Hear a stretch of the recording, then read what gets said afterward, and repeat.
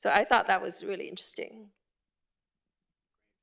Let's talk a little bit more around the evolving cyber landscape or the cyber threats. Obviously, attacks are getting a lot more advanced. They're targeting finances, brands, and even executive identities. I'm going to mention a few things that sound like buzzwords, but they're not.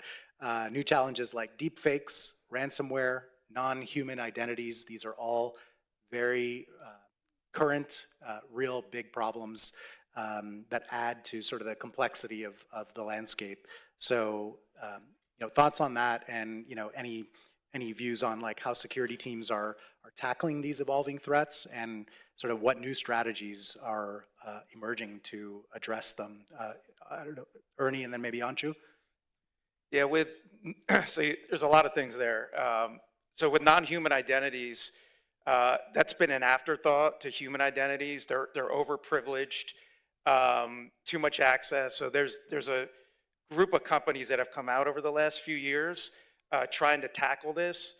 My thought is, as agents become more prevalent, it's even going to become more of a problem. So there's a lot tackling that, and I think the consensus is keeping human identity and machine identity separate. But I think you can see a world where those come together under one company. But right now, they're really focused on identity governance and access of those machine identities. With deepfakes, we've done a lot of work there.